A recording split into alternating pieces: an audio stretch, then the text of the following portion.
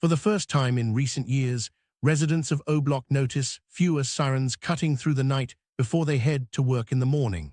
This is the reality of life in America's most dangerous neighborhood as we enter 2025. After years of relentless violence that made international headlines, something fundamental has shifted in these Chicago housing towers. Community activists claim they've found the key to stopping the bloodshed, with Cook County investing $25 million in violence intervention programs. But residents wonder whether this peace will last. The statistics tell a story that might surprise you. The numbers don't lie. O Block's 2025 crime reality. Murder rates have plummeted to their lowest levels in over a decade, though not entirely zero. For a housing complex that once averaged one murder every 6 weeks, this dramatic reduction stands as either genuine progress or a temporary lull before violence returns. But the reality behind these numbers tells a more complex story than any headline can capture. The murder rate that made O Block infamous peaked between 2011 and 2014, when the housing development became synonymous with Chicago's deadliest violence. The carnage was so concentrated that residents could map out danger zones by counting the memorial murals painted on brick walls. In 2012 alone, multiple people died within a 3-block radius of the Parkway Gardens towers. The victims were predominantly black males between ages 15 and 25, caught in territorial disputes that turned street corners into burial grounds. Fast forward to 2025, and the homicide numbers have dropped dramatically. The past 3 years show a significant reduction compared to the previous 3-year period. Police attribute this decline to increased patrol presence and community intervention programs, but dig deeper into the data and a different picture emerges. While murders have decreased, other forms of violence persist in ways that don't always make headlines. The violence has also shifted locations within the complex itself. Buildings 1 through 6, historically the most dangerous structures in O Block, now report fewer incidents than the supposedly safer buildings 7 through 11. This geographic shift coincides with changes in gang territorial control, as newer members establish dominance in areas previously considered neutral ground. The courtyard areas between buildings, once gathering spaces for children and elderly residents, now serve as informal boundaries that determine who can walk where and when. Drug-related arrests remain high, driven by fentanyl and heroin operations that have become more sophisticated and profitable.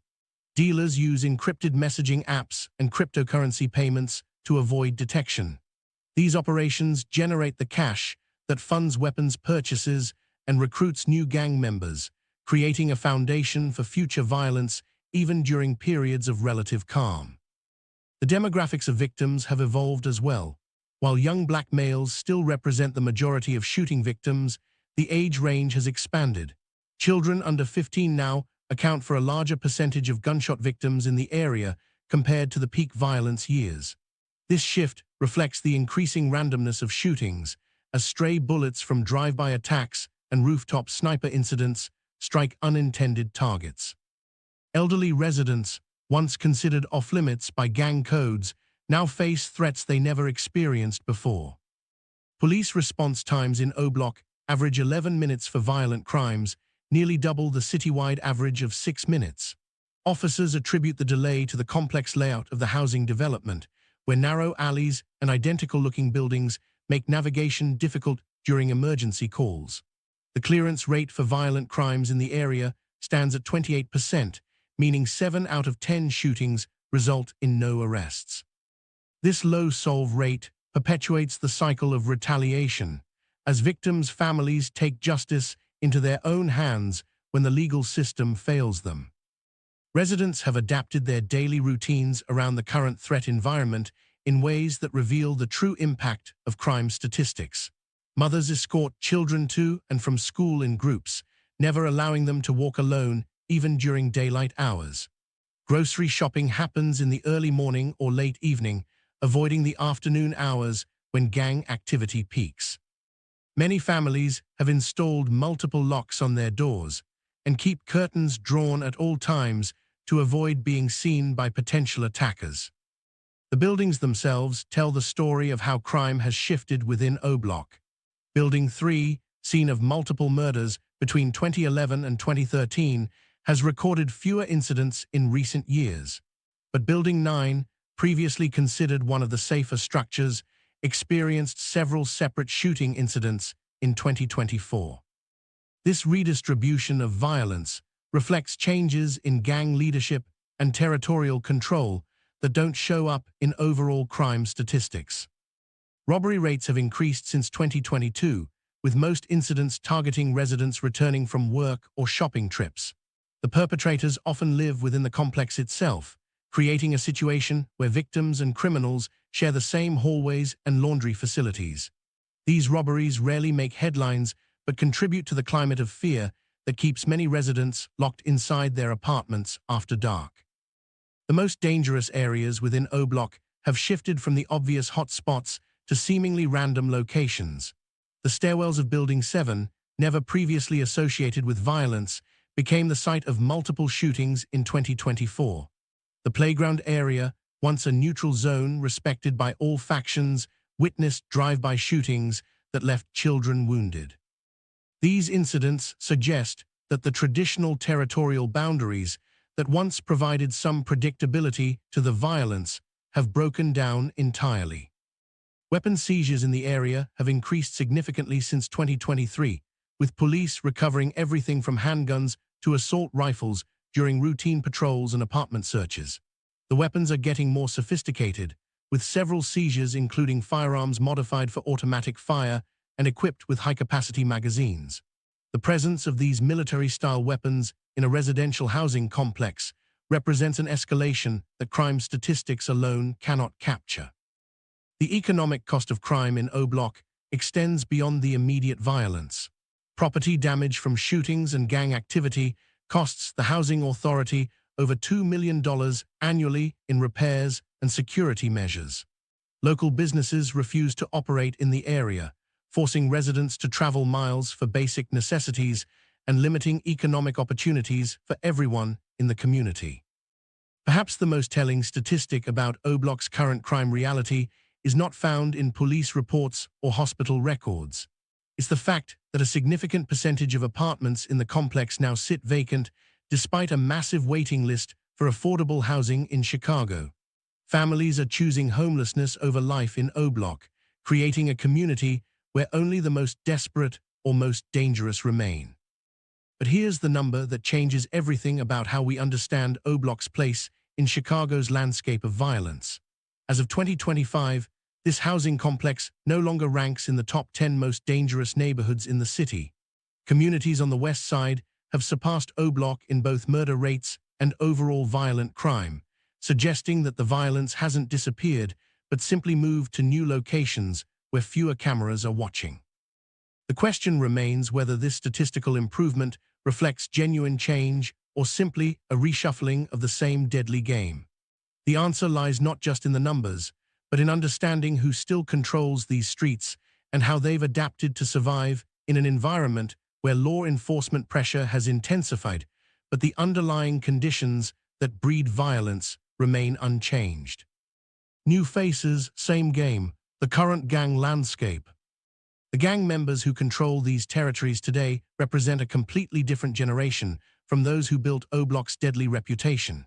It's May 2025, and Rachon Munaduke Vance is walking through Edgewater, miles away from O-Block, but never truly free from its reach. The 24-year-old had emerged as one of the most influential figures in the current O-Block gang structure, filling the leadership void left by imprisoned and deceased members. But on this spring afternoon, his past catches up with him. Gunshots ring out across the street. Vance falls to the pavement, becoming another casualty in a war that refuses to end. His death sends shockwaves through O-Block, not because violence is uncommon, but because it demonstrates how recent ambush tactics highlight how violence reaches beyond O-Block. The Black Disciples' presence in O-Block has undergone significant transformation since the peak violence years of 2011 through 2014. The original power structure, built around charismatic leaders, who commanded respect through brutality and street credibility, has fractured into smaller, more volatile factions.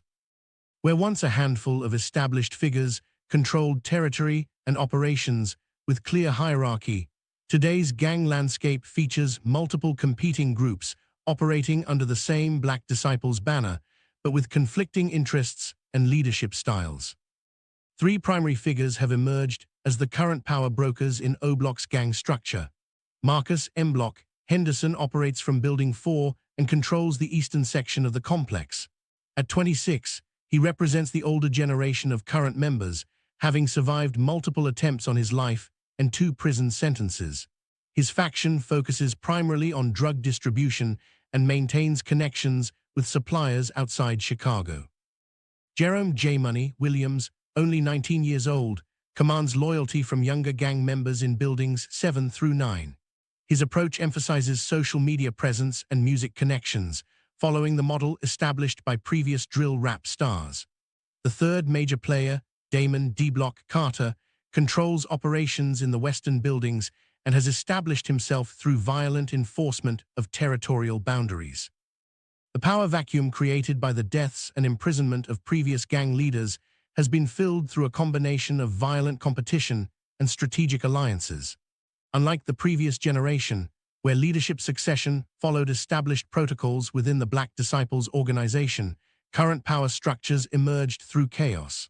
Multiple shootings between 2022 and 2024 eliminated potential leaders before they could establish firm control. This instability created opportunities for younger, more aggressive members to seize influence through bold actions and ruthless elimination of rivals. Territorial boundaries within O-Block have shifted dramatically from the established patterns of previous years. The traditional division between the northern and southern sections of the complex has dissolved into a patchwork of micro-territories controlled by different factions. Building 3, once the undisputed headquarters of gang operations, now serves as contested ground where multiple groups claim influence. The courtyard areas, previously neutral zones where residents could move freely, have become flashpoints for territorial disputes as different factions attempt to expand their control. Recruitment methods have evolved significantly with advances in technology and social media platforms. Gang leaders no longer rely solely on neighborhood connections and family ties to bring in new members. Instead, they use Instagram and TikTok to identify potential recruits based on their posts about street life and criminal activity. Encrypted messaging apps like Signal and Telegram allow gang leaders to communicate with prospects without fear of law enforcement surveillance. Video game platforms, particularly those with voice chat features, have become unexpected recruitment tools where older gang members mentor younger players and gradually introduce them to real-world criminal activities. The current drug trade operations in O-Block reflect sophisticated adaptation to increased law enforcement pressure. Rather than operating from fixed locations that police can easily identify and raid, dealers now use a rotation system where sales locations change daily based on encrypted communications. The product mix has shifted towards synthetic drugs like fentanyl and methamphetamine, which offer higher profit margins and easier concealment than traditional cocaine and heroin.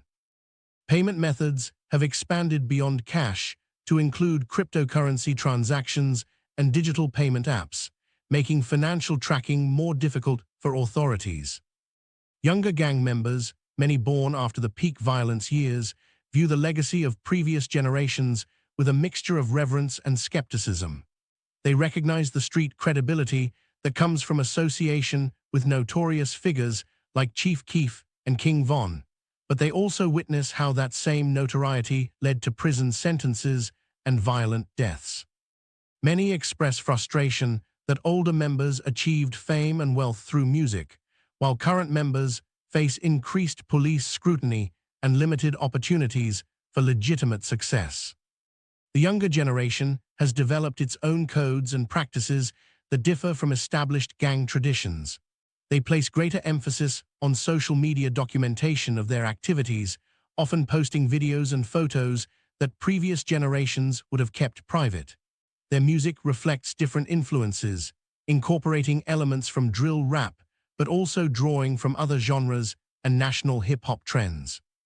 Some younger members express interest in eventually leaving gang life, viewing their current involvement as temporary rather than a lifelong commitment. Current gang structure reflects the ongoing tension between traditional Black disciples' hierarchy and the practical realities of operating in an environment with heavy police presence and federal prosecution threats. Formal rank structures matter less than practical influence and the ability to generate income through criminal activities. Leadership changes frequently due to arrests, violence, and members leaving the area, creating constant instability that affects long-term planning and organization. Despite the changes in leadership, technology, and tactics, the fundamental challenge remains the same. Can the current gang structure maintain the same level of organization and violence capability that made O-Block notorious? The evidence suggests that while individual leaders may be less established and hierarchies more fluid, the capacity for violence remains unchanged. The availability of sophisticated weapons, the continued profitability of drug sales, and the ongoing cycle of retaliation ensure that new gang structures can inflict the same devastation as their predecessors. But perhaps the most significant change in how these gangs operate isn't found in their street-level activities or territorial disputes. It's happening on the screens that every member carries in their pocket, where conflicts that once stayed within O-Block's boundaries now explode across digital platforms, reaching audiences far beyond Chicago and creating new pathways for violence that previous generations never imagined. Digital warfare: how social media fuels violence in 2025. The screens that gang members carry have become weapons as deadly as any gun found on O-Block streets. Social media platforms now serve as the primary battleground where conflicts begin, escalate, and ultimately spill into real-world violence that claims lives within hours of the first post. The transformation from Facebook and Twitter dominance to platforms like TikTok, Instagram, and Snapchat has fundamentally altered how violence spreads through O-Block. The visual nature of these newer platforms allows gang members to display weapons, cash, and territorial markers in ways that text-based posts never could.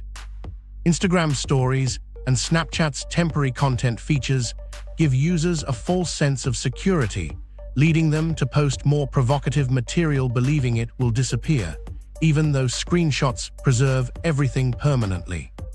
Current gang members use these platforms to establish digital territories that mirror their physical boundaries. They post videos from specific locations within O-Block, using landmarks and building numbers to claim ownership of particular areas. These posts often include hand signals, gang colors, and verbal challenges directed at rivals. The comment sections become battlegrounds where members from different factions exchange threats and insults that escalate quickly into promises of violence. Location tags on Instagram posts serve as virtual flags planted in contested territory, with rival gangs monitoring these tags to track enemy movements and plan attacks. The speed at which conflicts escalate online has accelerated dramatically compared to the early Facebook era of gang social media use. A disrespectful comment or post can generate responses within minutes, with multiple gang members from both sides joining the digital argument.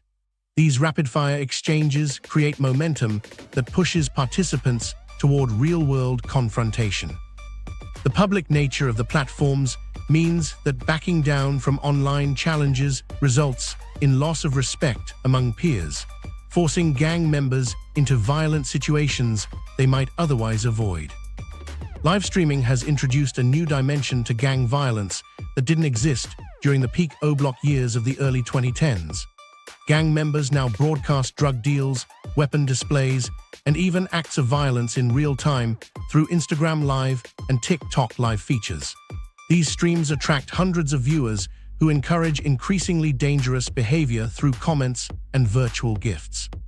The immediate audience feedback creates a performance aspect that drives participants to take greater risks and commit more serious crimes for the entertainment of their online followers. Law enforcement agencies have developed sophisticated monitoring systems to track gang activity across all major social media platforms. Chicago Police Department's Gang Intelligence Unit employs software that scans for keywords, hashtags, and geographic tags associated with O-Block and rival territories. Officers create fake profiles to infiltrate private group chats and monitor closed social media groups where gang members share sensitive information. This surveillance has led to numerous arrests based on social media evidence, with posts and videos serving as proof of gang affiliation, drug dealing, and conspiracy to commit violent crimes. The legal system now treats social media posts as admissible evidence in gang-related prosecutions. Videos showing weapons, cash, or gang symbols can establish patterns of criminal behavior even without direct evidence of specific crimes. Threatening posts directed at rivals have been used to prove intent in assault and murder cases. The permanence of digital evidence means that posts from years ago can resurface during current criminal proceedings, creating long-term consequences for impulsive online behavior. Platform moderation efforts have shown minimal impact on gang-related content from O-Block. While TikTok, Instagram, and Snapchat have policies prohibiting content that promotes violence or criminal activity, enforcement remains inconsistent and reactive. Violent posts often remain online for days or weeks before being removed, giving them time to spread and provoke responses. Gang members have adapted by using coded language, symbols, and references that automated detection systems fail to identify. They also quickly create new accounts when their primary profiles get suspended, maintaining their online presence with minimal disruption. The families of violence victims have turned social media into platforms for seeking justice and expressing grief, but these efforts sometimes perpetuate cycles of revenge. Mothers post photos of their deceased sons alongside calls for information about the killers, generating thousands of shares and comments. These memorial posts attract attention from rival gang members who leave disrespectful comments, triggering new rounds of online conflict. Some family members explicitly call for retaliation in their posts, encouraging gang members to avenge their loved ones through violence. Community members who aren't directly involved in gang activity still suffer psychological effects from constant exposure to threatening and violent content online. Residents report feeling unsafe after seeing posts that reference their specific building or street corner. Children as young as 12 encounter graphic videos of shootings and beatings while scrolling through their social media feeds. The constant stream of violent imagery and threatening language creates a climate of fear that extends far beyond active gang members to affect entire families and communities. Gang members have developed sophisticated techniques to avoid detection while maintaining their online presence. They use privacy settings to limit access to their posts while still reaching intended audiences within their networks. Encrypted messaging apps like Signal and Telegram handle sensitive communications, while public social media posts maintain their street credibility and territorial claims. Multiple accounts allow them to compartmentalize different aspects of their online activity, keeping personal content separate from gang-related material. The intersection of drill music promotion and social media creates additional layers of complexity in online gang conflicts. O-Block rappers use social media to promote songs that reference specific enemies and violent incidents, blurring the lines between artistic expression and criminal threats. Music videos filmed within the housing complex and shared on social media serve as territorial declarations that provoke responses from rival groups. The commercial success of drill music incentivizes more provocative content, as controversial posts and videos generate streams and revenue. But the most dangerous evolution in O-Block's digital warfare isn't happening in the comment sections or live streams.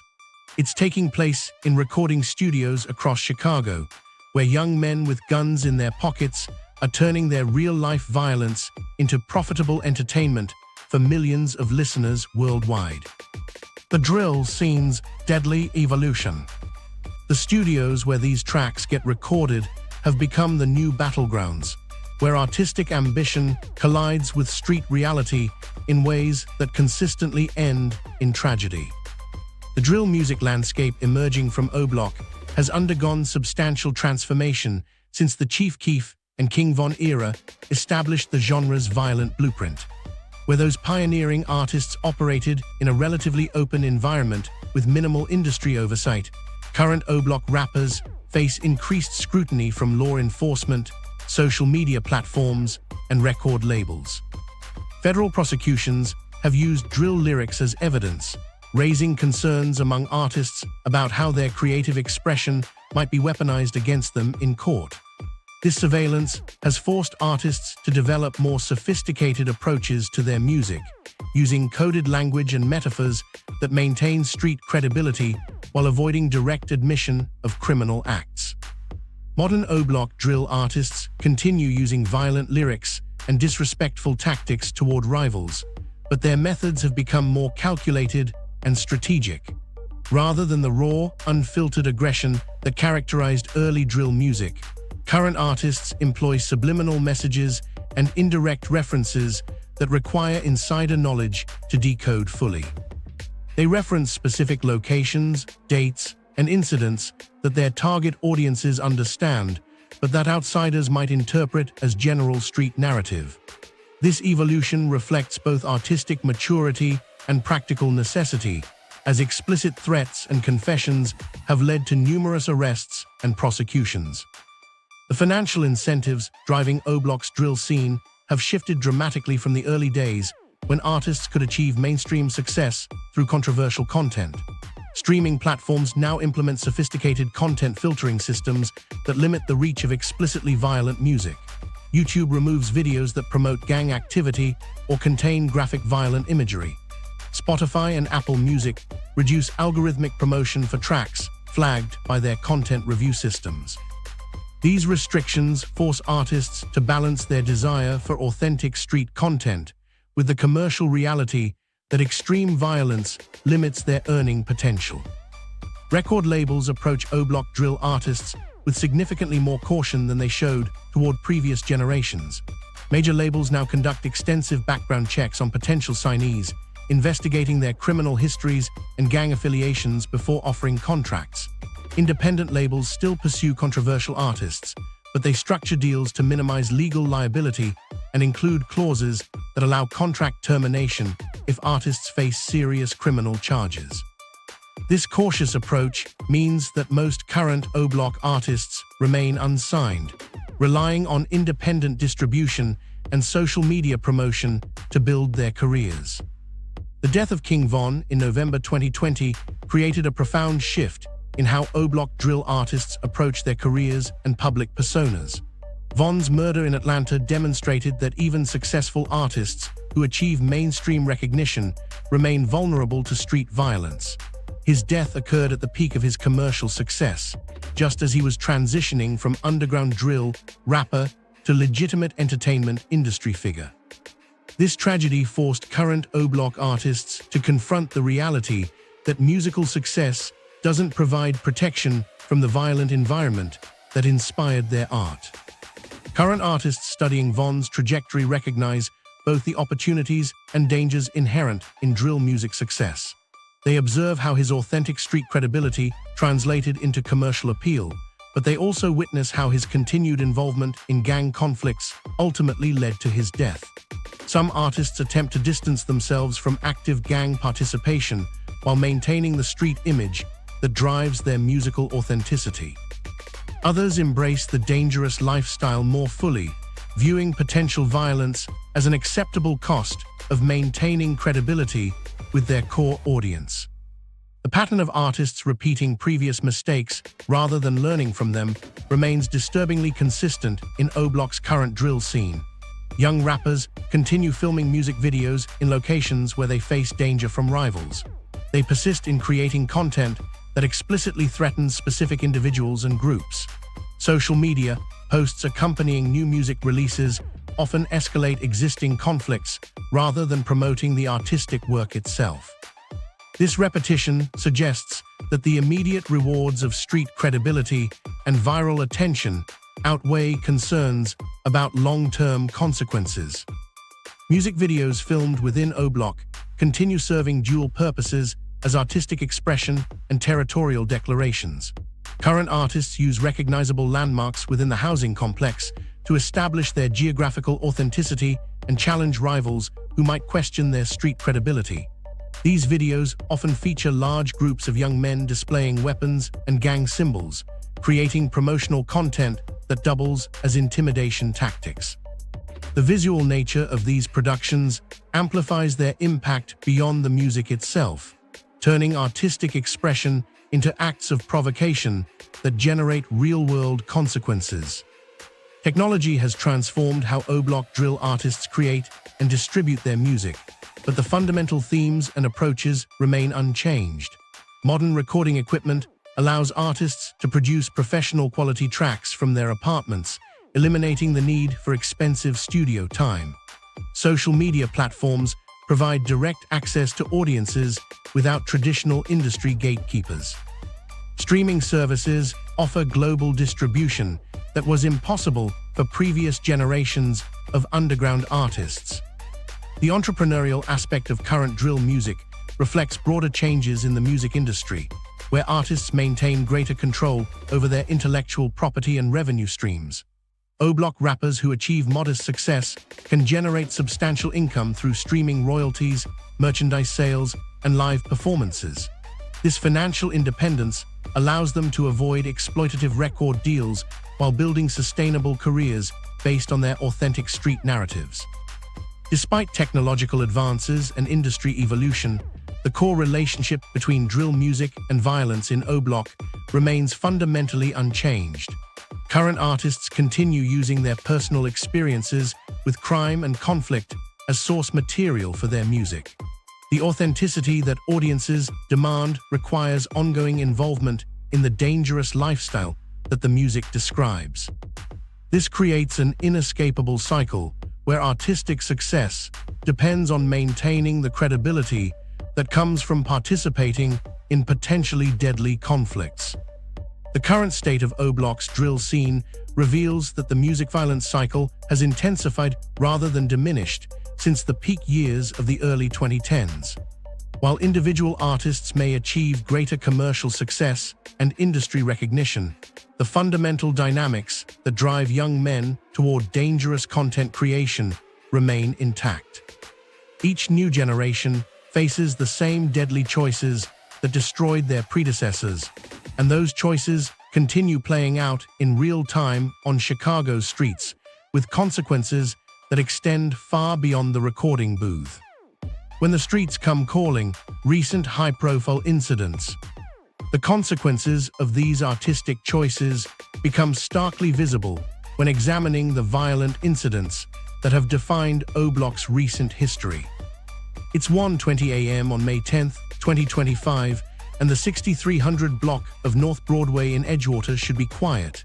Instead, the night explodes with gunfire. Dozens of shots ring out in rapid succession, the muzzle flashes lighting up the darkness like deadly fireworks. When the shooting stops, 2 men lie dead on the pavement and another victim is wounded. One of the fatalities is Ratchorn Munna Duke Vance, a 24-year-old alleged leader of the O-Block gang and associate of the late rapper King Von. His execution-style murder sends shockwaves through Chicago's gang underworld and marks the most significant O-Block-related killing since Von's death in 2020. The circumstances surrounding Vance's murder reveal the sophisticated planning and brutal efficiency that characterizes current gang violence. The gunmen waited in ambush positions, suggesting advanced knowledge of Vance's location and movements. The sheer volume of ammunition expended indicates multiple shooters with high-capacity weapons, pointing to a coordinated attack rather than a spontaneous confrontation. Witnesses report seeing at least 2 vehicles fleeing the scene at high speed, their occupants having carried out what appears to be a carefully orchestrated assassination. Daryl Givens, the 28-year-old second fatality in the Edgewater shooting, represents the collateral damage that accompanies targeted gang violence.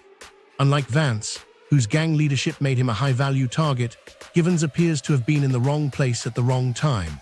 His death illustrates how violence intended for specific individuals often claims innocent or peripheral victims, expanding the circle of trauma beyond the primary targets. This recent violence follows patterns established during O-Block's most notorious years between 2011 and 2014, but with important differences in execution and aftermath. The earlier murders often occurred within or immediately adjacent to the housing complex itself, creating an atmosphere of constant danger for all residents. Current incidents, like the Vance killing, happen in locations far from O-Block, suggesting that gang members now travel throughout Chicago to conduct business and face threats beyond their traditional territorial boundaries. The community reaction to recent high-profile incidents reveals a complex mixture of grief, anger, and resignation among O-Block residents. Longtime residents who witnessed the peak violence years report feeling both familiar dread and weary acceptance when news of another murder reaches them. Mothers who have already lost sons to gang violence express particular anguish, knowing that each new incident could trigger retaliatory attacks that threaten their surviving children. Some residents admit to feeling numb to reports of violence, describing an emotional protective mechanism that allows them to function despite constant exposure to trauma. Younger residents who have grown up surrounded by violence display concerning levels of desensitization to deadly incidents. Teenagers discuss shootings and murders with casual detachment, treating violent death as an inevitable part of their environment rather than a tragic aberration. This normalization of violence among youth presents long-term challenges for community healing and suggests that the psychological impact of repeated trauma may persist for generations. The legal outcomes of recent high-profile cases present a mixed picture of justice served and opportunities missed. The federal racketeering case against O-Block members following FBG Duck's 2020 murder resulted in significant convictions and lengthy prison sentences. Federal prosecutors successfully used drill lyrics and social media posts as evidence, demonstrating how gang members' own words could be turned against them in court. However, many recent murders, including the Vance killing, remain unsolved due to witness intimidation and the difficulty of penetrating gang code of silence. Local law enforcement faces persistent challenges in building cases against gang members who have learned to avoid creating digital evidence trails. The sophistication of current criminal operations, combined with community distrust of police, makes it difficult to gather the testimony and physical evidence needed for successful prosecutions. Detective clearance rates for gang-related homicides in areas around O-Block remain well below citywide averages, contributing to a sense of impunity among active gang members. Daily life for ordinary residents attempting to live peacefully in O-Block has been profoundly affected by recent violent incidents. The Vance murder, despite occurring miles away in Edgewater, triggered increased security measures throughout the housing complex as residents feared retaliatory attacks. Parents kept children indoors for days following the shooting, disrupting school attendance and social activities.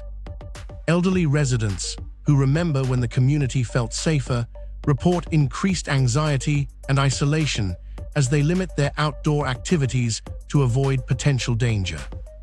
The economic impact of recent violence extends beyond immediate security concerns to affect residents' long-term opportunities. Local businesses remain reluctant to operate in or near O-Block due to safety concerns and insurance costs. Employers often discriminate against job applicants who list O-Block addresses on their applications, limiting employment prospects for residents seeking legitimate income. The housing complex's notorious reputation, reinforced by each new violent incident, creates barriers to economic mobility that affect entire families. Recent violence patterns suggest both continuity and evolution in how conflicts unfold within O-Block's sphere of influence. The targeting of high-profile gang leaders reflects traditional power struggles and territorial disputes that have characterized the area for decades. However, the geographic spread of violence beyond the housing complex boundaries indicates that current conflicts operate on a broader scale than previous generations. Gang members now face threats throughout Chicago rather than just within specific neighborhood boundaries. The most significant recent incident that reveals O-Block's current state occurred on July 2, 2025, when a mass drive-by shooting at Mellow Bucks's mixtape release party in River North resulted in 4 fatalities and multiple injuries. The attack transformed what should have been a celebration of artistic achievement into another tragic reminder of how violence follows O-Block's cultural ambassadors wherever they go. This incident demonstrates that despite geographic distance and legitimate success, individuals connected to O-Block remain targets for deadly retribution. Yet amid this seemingly endless cycle of violence and retaliation, some individuals refuse to accept that bloodshed represents the only possible future for this community. They work tirelessly to interrupt the patterns that have claimed so many lives, believing that intervention can succeed where enforcement has failed. Trying to break the cycle, community intervention efforts. Pastor Corey Brooks stands on the roof of a motel across from O-Block, his silhouette cutting against the Chicago skyline as he surveys the housing complex that has consumed 15 years of his life.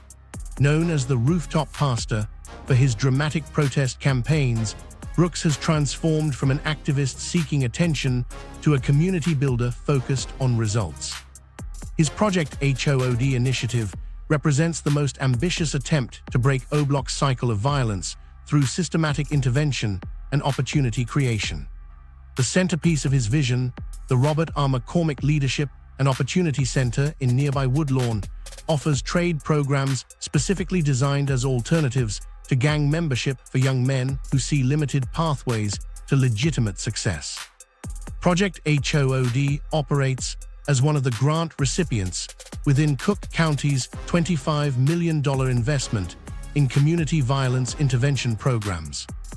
Brooks recognizes that traditional approaches focusing solely on college preparation miss the reality of many O-Block residents' circumstances and interests. His trade programs acknowledge that skilled labor provides immediate income and long-term career stability without requiring years of academic preparation that many at-risk youth cannot or will not complete.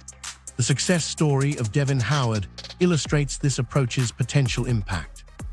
Howard entered Project HOOD's construction program as a teenager with few prospects and limited education. Through intensive training in electrical work and general construction skills, he secured stable employment with a legitimate contracting company, earning enough income to support his family while avoiding the dangerous attractions of street life. The broader landscape of violence intervention efforts in O-Block operates through a coordinated network funded by Cook County's Community Violence Intervention Initiative.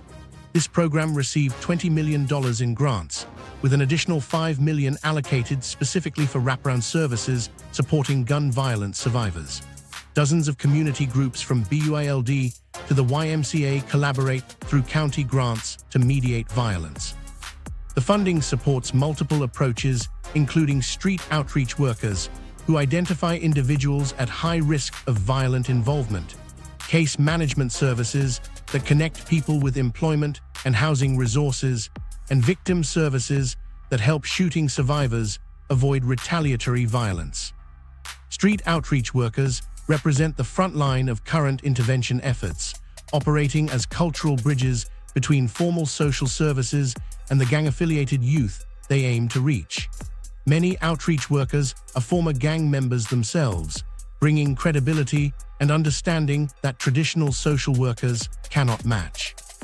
These individuals walk through O-Block daily, identifying young people showing signs of gang involvement and connecting them with services before they commit serious crimes or suffer violent victimization. The outreach model relies on building genuine relationships rather than delivering one-time interventions. Workers spend months earning trust with individual youth, understanding their specific circumstances and motivations before suggesting alternatives to gang involvement. This process requires patience and persistence, as many young people initially reject offers of help due to skepticism about outside interventions or fear of being seen as collaborators by their peers. Former gang members play crucial roles in current intervention efforts, bringing authentic street credibility that allows them to reach individuals who dismiss traditional authority figures. These reformed gang members understand the psychological appeal of gang membership and can speak directly to the fears, desires, and practical concerns that drive young people toward criminal organizations. Their personal transformation stories provide concrete examples of successful transitions away from violence, demonstrating that change is possible even for individuals with extensive criminal histories. However, employing former gang members creates complex challenges for intervention programs. These individuals often face ongoing threats from their former associates and may struggle with maintaining their reformed status while working in environments that trigger old behavioral patterns. Programs must provide extensive support and supervision to ensure that former gang members can function effectively as intervention workers without reverting to criminal activity or compromising program integrity. Coordination between intervention programs and law enforcement remains a delicate balance that requires careful navigation. Police departments need information about gang activity and potential violence to protect community safety, while intervention programs require trust and confidentiality to maintain relationships with at-risk individuals. Successful coordination involves establishing clear protocols about information sharing that protect program participants while enabling law enforcement to prevent imminent violence. The challenge of gaining community trust presents ongoing obstacles for all intervention efforts. Many O-Block residents have experienced decades of failed promises from politicians, social workers, and activists who claimed they could solve the community's problems. This history of disappointment creates skepticism about new programs, regardless of their funding levels or good intentions. Successful programs must demonstrate tangible results and maintain consistent presence to overcome this deeply rooted distrust. Funding sustainability represents the most significant long-term challenge facing current intervention efforts. The American Rescue Plan funds that support many programs are temporary federal allocations that will eventually expire. Cook County and Illinois state budgets face competing demands that may reduce future allocations for violence prevention programs. Without sustained financial support, even successful programs risk closure when initial funding ends. Success stories from current intervention efforts provide concrete evidence of programs' potential impact on individual lives. Marcus Thompson entered gang life at age 14, but was reached by outreach workers after his first arrest for drug possession. Through intensive case management and job training support, Thompson completed his high school education and learned automotive repair skills. He now works at a legitimate auto shop while pursuing additional technical certifications, representing the type of transformation that intervention advocates hope to replicate throughout O-Block. The measurable impact of current intervention programs appears in Cook County's crime statistics, which show a 35% decrease in gun homicides compared to the previous year and a 45% drop compared to 2021. These reductions coincide with increased investment in community violence intervention programs, suggesting that systematic approaches to gang prevention and conflict mediation can achieve tangible results when properly funded and implemented consistently over time. Yet for all the statistics and success stories, the true measure of these programs' effectiveness lies not in government reports or grant applications, but in the daily experiences of ordinary families who must navigate life in O-Block's shadow. Every morning brings fresh calculations about safety and survival that most Americans never have to make. Living in the shadow, residents' daily reality. Residents report cautious routines and reliance on texting networks to avoid danger, developing survival mechanisms that determine whether families venture outside or stay locked indoors until conditions improve. These precautions have become as routine as brushing teeth or making coffee, integrated into daily life without conscious thought.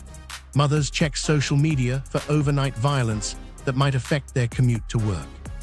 They monitor local police scanner apps that alert them to incidents within a 3-block radius of their homes. Their phones contain contact information for neighbors who serve as informal lookouts, texting updates about suspicious activity or dangerous individuals spotted in the area. The practical challenges of raising children in O-Block extend far beyond physical safety concerns to encompass every aspect of family life. 12-year-old children cannot play outside alone, even in daylight hours when adult supervision might normally suffice.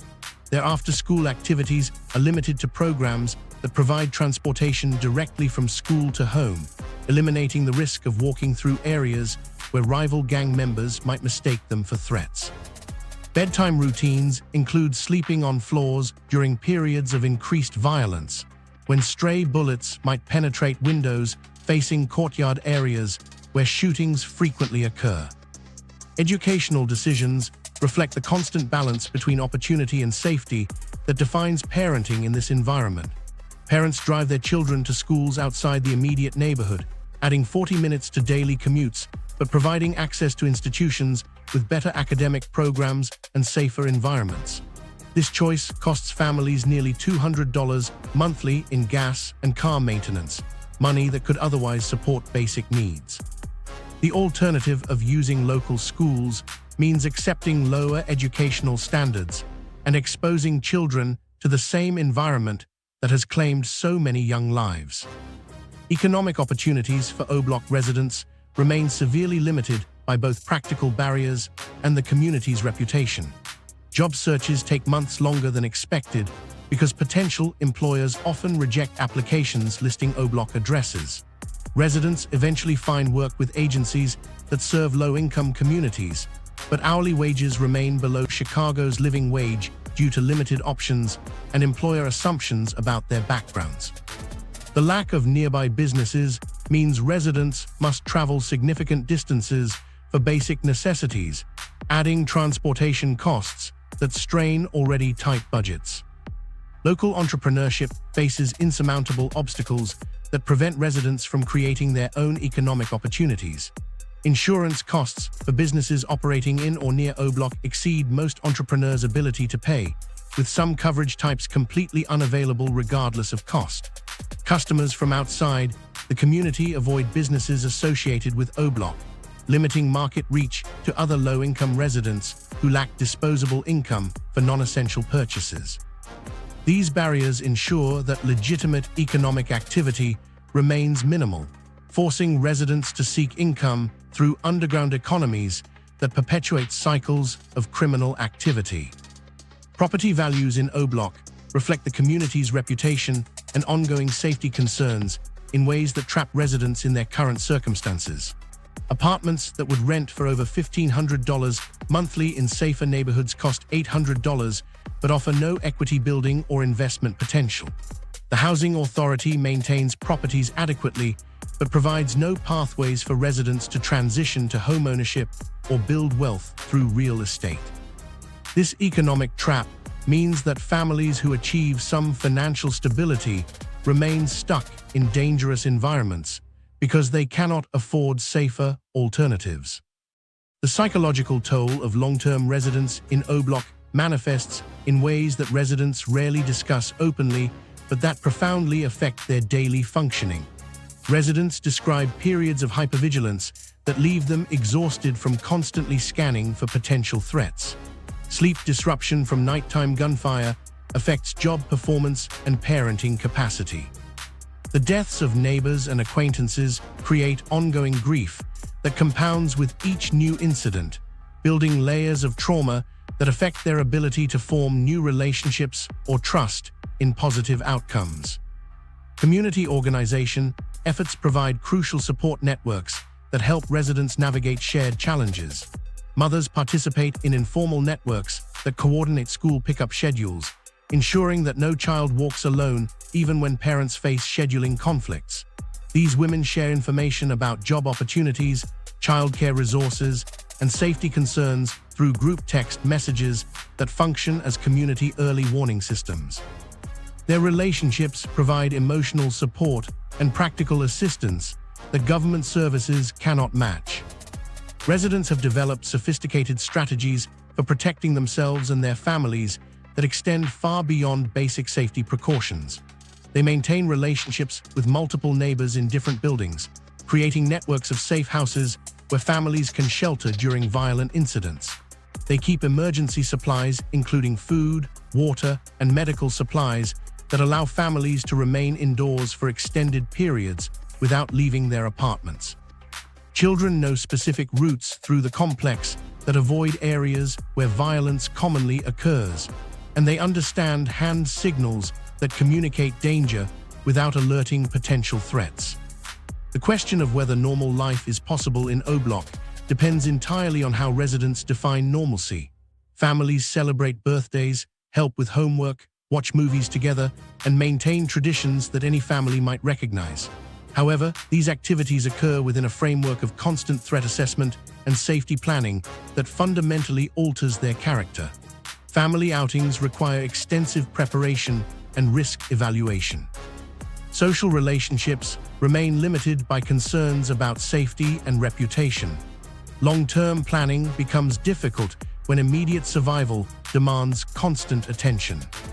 The most significant challenge residents face in 2025 is the intersection of economic necessity and safety concerns that creates impossible choices daily.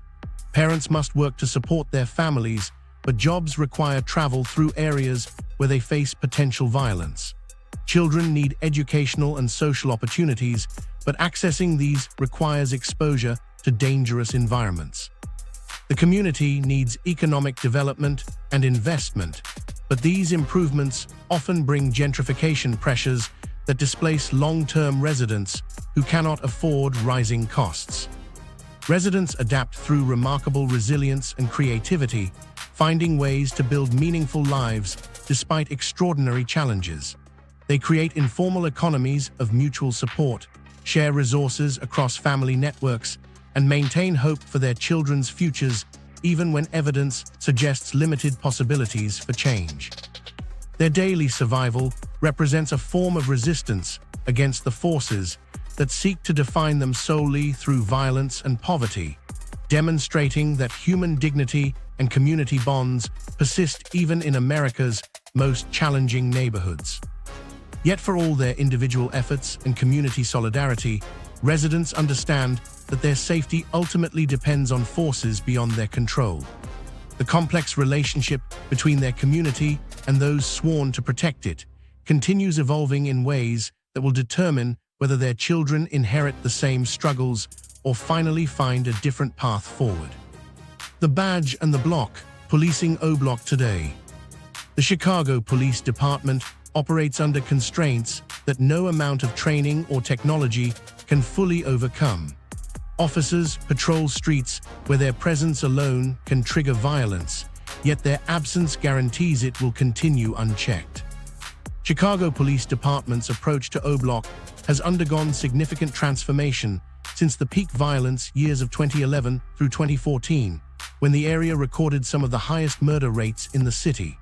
The department abandoned the aggressive street sweeps and mass arrest tactics that characterized earlier enforcement efforts, recognizing that these approaches often increased community hostility without achieving sustainable violence reduction. Current strategies emphasize intelligence-driven policing that targets specific individuals and networks rather than conducting blanket enforcement operations that affect entire communities. The establishment of special police impact zones around O-Block represents the most visible change in law enforcement strategy. These zones concentrate patrol resources in areas with the highest crime rates, ensuring that multiple officers remain present throughout all shifts. The zones operate with enhanced staffing levels that typically include 4 patrol units during day shifts and 6 units during evening and overnight hours when violent incidents most commonly occur. Supervisors conduct regular drive-throughs to ensure consistent coverage and coordinate responses to developing situations. Community policing initiatives have become central to CPD's current approach, though their implementation faces significant obstacles. Officers assigned to O-Block now receive specialized training in conflict resolution and community engagement techniques designed to build relationships with residents who view police with suspicion or hostility. These officers participate in community meetings, school programs, and local events when security conditions permit. The goal involves creating familiarity between officers and residents that encourages cooperation in solving crimes and preventing future violence. The relationship between residents and law enforcement in 2025 remains deeply complicated by decades of mutual distrust and negative experiences. Many residents grew up witnessing aggressive police tactics that treated entire communities as suspect, creating lasting resentment that affects current interactions. Officers face situations where shooting victims refuse to cooperate with investigations, preferring to handle retaliation privately rather than trust the legal system. This dynamic forces police to solve cases without witness testimony, relying heavily on physical evidence and surveillance footage that may not capture complete pictures of criminal activity. Technology and surveillance have revolutionized how police monitor and respond to crime in O-Block, though the effectiveness of these tools depends on how they're deployed. The housing complex now features dozens of high-definition cameras that record activity in common areas, stairwells, and courtyard spaces where violence frequently occurs. These cameras provide crucial evidence for prosecutions, but they also create privacy concerns among residents who feel constantly watched. Automated gunshot detection systems alert police to shooting incidents within seconds, enabling faster response times that can save lives but rarely prevent crimes from occurring. The CPD utilizes sophisticated data analysis systems that track crime patterns and predict where violence is most likely to occur. These systems analyze historical incident data, gang intelligence, and social media monitoring to identify individuals at highest risk of committing or suffering violent crimes. Officers receive daily briefings about specific threats and potential conflicts, allowing them to increase patrols in targeted areas during periods of elevated risk. However, this predictive approach sometimes creates self-fulfilling prophecies, where increased police presence escalates tensions rather than preventing violence. Current law enforcement strategies show mixed results in reducing violence levels throughout O-Block and surrounding areas. The concentrated patrol presence has contributed to improved response times for emergency calls, though this improvement saves lives by getting medical assistance to shooting victims faster rather than addressing the underlying conditions that generate violence. Gang members have adapted to increased police presence by conducting operations in locations and times that avoid detection, shifting criminal activity rather than eliminating it. Police handle ongoing gang presence and territorial disputes through a combination of targeted enforcement and intelligence gathering that requires delicate balancing between public safety and constitutional rights. Officers cannot arrest individuals simply for gang membership, requiring evidence of specific criminal activity before taking enforcement action. This limitation means that known gang leaders often operate openly while police gather evidence for eventual prosecution. The territorial nature of gang conflicts requires officers to understand complex rivalries and alliances that determine when and where violence might erupt. Officers working in O-Block face extraordinary challenges that extend far beyond typical police work demands. They operate in an environment where their presence can escalate tensions even when they're trying to help residents. Simple traffic stops or welfare checks can trigger confrontations if gang members interpret police activity as targeting specific individuals or factions. Officers must constantly assess whether their actions might inadvertently provoke violence or place residents at greater risk from retaliation. Officers face higher risks and take additional safety precautions in O-Block. These precautions reflect the reality that officers have been targeted for assassination by gang members who view police as enemies rather than protectors. The psychological toll of working in O-Block affects officer retention and performance in ways that departmental policies struggle to address. Officers witness traumatic scenes involving children and elderly residents who suffer from violence they cannot prevent. They form relationships with community members who later become victims or perpetrators of crimes. The constant stress of operating in hostile environments leads to burnout rates significantly higher than department averages, creating staffing challenges that affect service quality.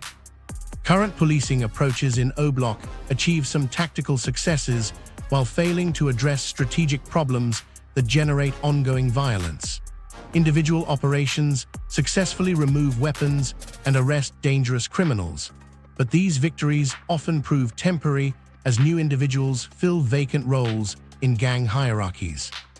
The community remains dangerous despite increased police presence, because law enforcement cannot solve the economic desperation, social dysfunction, and cultural factors that drive young people toward criminal organizations. The current state of police-community relations significantly impacts safety outcomes in ways that extend beyond simple cooperation with investigations. When residents trust police enough to report crimes and provide information, officers can prevent violence through early intervention and targeted enforcement. However, when community members view police as occupying forces rather than protectors, they often handle conflicts privately through methods that perpetuate cycles of retaliation and violence. This fundamental disconnect reveals that effective policing requires more than badges and patrol cars.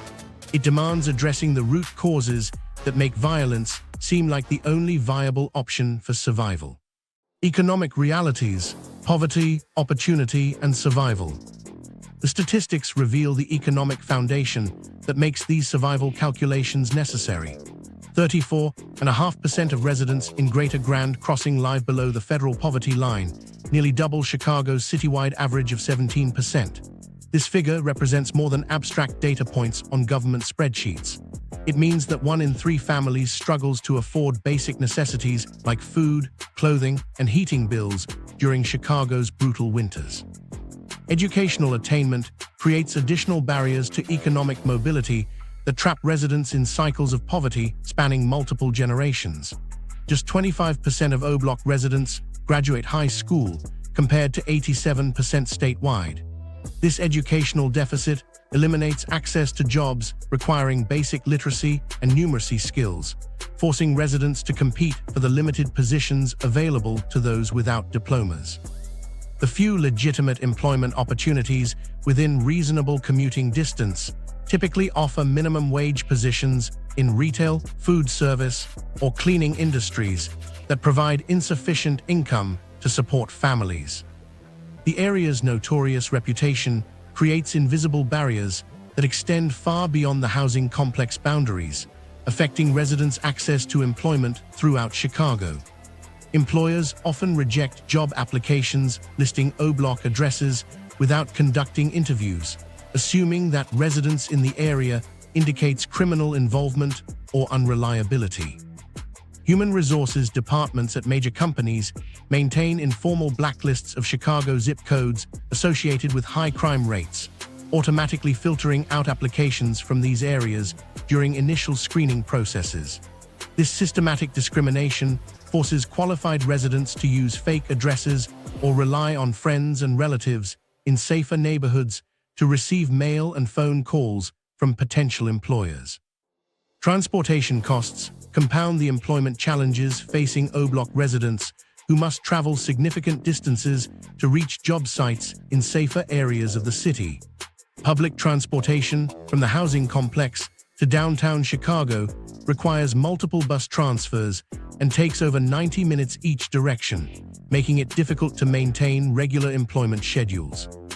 Many residents cannot afford private vehicles due to the combined costs of car payments, insurance, registration, and maintenance.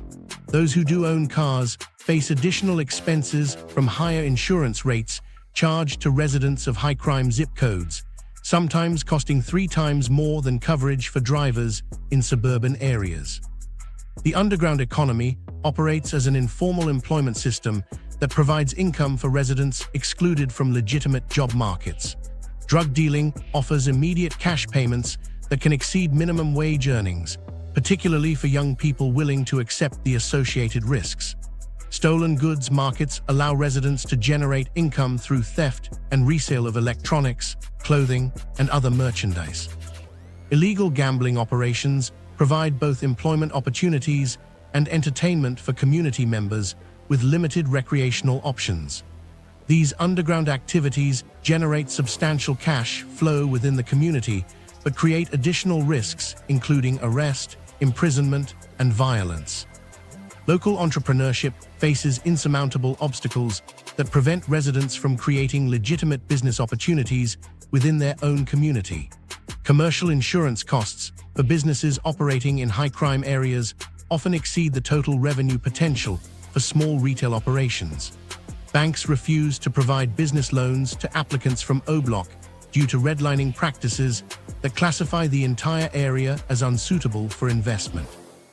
Zoning restrictions limit the types of businesses that can operate within residential housing complexes, eliminating opportunities for residents to start home-based enterprises that might generate supplemental income. The few successful business ventures operating near O-Block typically focus on essential services that residents cannot obtain elsewhere. Small grocery stores charge premium prices for basic items due to increased security costs and inventory shrinkage from theft. Check cashing services collect substantial fees from residents who lack access to traditional banking relationships. Beauty salons and barbershops provide services within the community but generate limited revenue due to customers' restricted disposable income. These businesses survive by serving captive markets rather than creating sustainable economic growth that could transform the community's overall economic conditions. Economic desperation directly fuels criminal activity as residents seek income sources that match their immediate survival needs.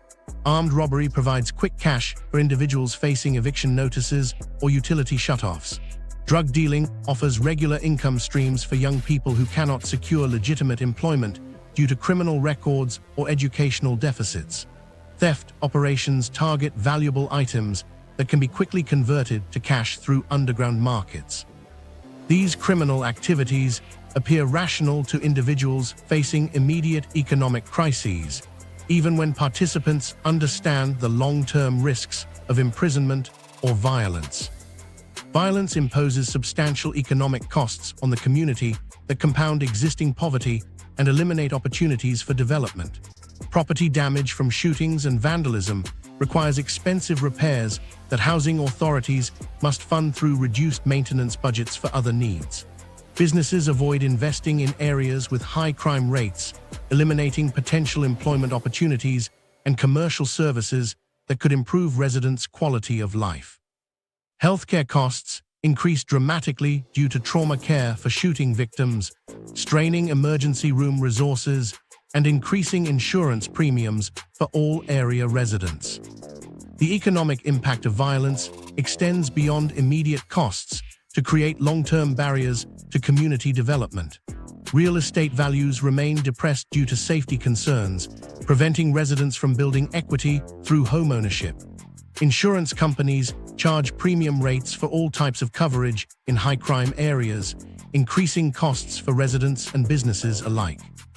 Transportation and utility companies impose surcharges for service calls to dangerous neighborhoods, creating additional expenses that drain resources from community economic development. Economic conditions in O-Block have worsened significantly since 2020, despite massive federal spending on pandemic relief and infrastructure programs that benefited other Chicago neighborhoods. Inflation has increased the cost of basic necessities faster than assistance payments have adjusted, reducing families' purchasing power. The closure of several nearby retail establishments has increased transportation costs for routine shopping while eliminating local employment opportunities. Rising healthcare costs have made medical emergencies even more financially devastating for families already struggling with basic expenses. Yet amid this landscape of economic desperation and limited opportunities, something unexpected has begun stirring within O-Block's concrete corridors. Small changes that most outsiders would never notice have started appearing with increasing frequency, suggesting that the community's economic trajectory might not be as predetermined as the statistics suggest. Signs of hope or false dawn, assessing real change. These emerging patterns reveal themselves most clearly in the concrete changes taking place throughout the housing complex itself. Infrastructure improvements tell a story of gradual but meaningful transformation that extends beyond symbolic gestures. The Chicago Housing Authority completed major renovations to buildings 1 through 6 in 2023, installing new security systems, improved lighting, and reinforced entry doors that residents can actually lock securely. Related, Midwest's earlier renovation work in 2013 received the Chicago Neighborhood Development Award for Outstanding For-Profit Neighborhood Real Estate Project, establishing a model for urban development that brings people out of poverty. The current improvements include energy-efficient heating systems that reduce utility costs for residents already struggling with basic expenses, and modernized plumbing that eliminates the chronic water pressure problems that forced families to carry buckets up multiple flights of stairs. Cook County's $25 million investment in violence intervention programs has generated measurable results that suggest genuine progress rather than temporary statistical fluctuations. The county reported a 35% decrease in gun homicides compared to the previous year, and a 45% drop compared to 2021. These numbers represent more than data points on government spreadsheets.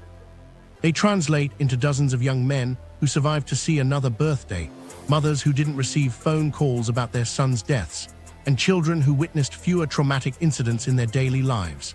The Wraparound Services Initiative supports survivors of gun violence through crisis interventions and behavioral health resources, helping individuals heal and reintegrate into the community while potentially breaking cycles of violence that have persisted for generations. Individual success stories provide concrete evidence that transformation remains possible even for residents with extensive criminal histories. Devin Howard entered Project HOOD's construction program as a teenager with limited education and few legitimate prospects for economic advancement. Through intensive training in electrical work and general construction skills, he secured stable employment with a legitimate contracting company that pays enough to support his family while avoiding the dangerous attractions of street life. Howard now mentors other young men in the program, demonstrating that successful transitions from gang involvement to legitimate employment can create ripple effects throughout the community. Marcus Thompson represents another transformation story that challenges assumptions about the inevitability of gang involvement for O-Block youth. Thompson entered gang life at age 14, but was reached by outreach workers after his first arrest for drug possession. Through intensive case management and job training support, he completed his high school education and learned automotive repair skills.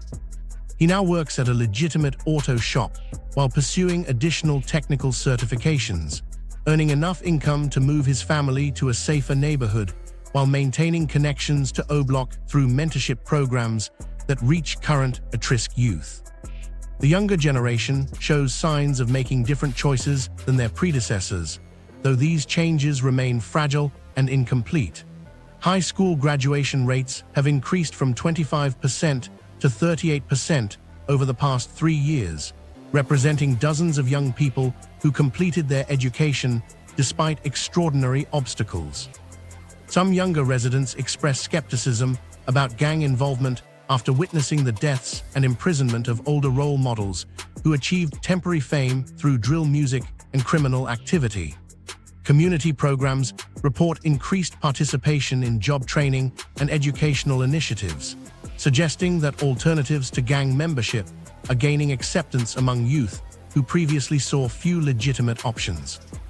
External investment and attention have created opportunities that didn't exist during the peak violence years, though the sustainability of these improvements remains uncertain. The Leadership and Opportunity Center in nearby Woodlawn offers trade programs specifically designed as alternatives to gang membership for young men who need immediate income and practical skills rather than college preparation. These programs acknowledge that skilled labor provides pathways to middle-class income without requiring years of academic preparation that many at-risk youth cannot complete. The center's trade programs serve as a vital strategy for community violence intervention by addressing the economic desperation that drives young people toward criminal organizations. The South Chicago Neighborhood Network has organized community vision sessions to review the neighborhood's existing quality of life plan, which set a long-term development agenda when it was released nearly 2 decades ago. These sessions represent genuine community engagement that allows residents to shape their neighborhood's future rather than having changes imposed by outside authorities. The network also organizes trauma-informed symposiums, the Unity Squad Youth Development Program, and health and wellness guides featuring healthcare facilities, schools, churches, food pantries, and other resources in the area. However, significant obstacles remain that could undermine current progress and return O-Block to its previous state of chronic violence. The economic conditions that originally created gang involvement continue largely unchanged, with legitimate businesses avoiding the area due to safety concerns and insurance costs.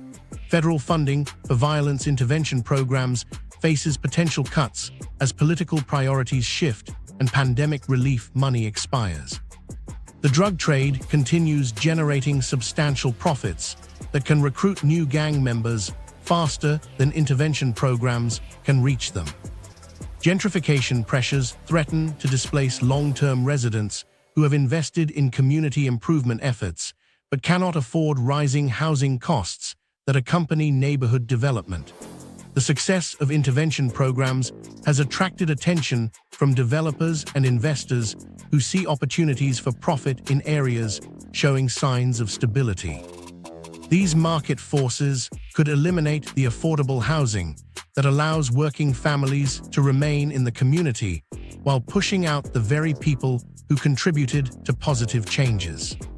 The fundamental question of whether O-Block is actually getting better requires examining both statistical improvements and underlying structural conditions that generate violence.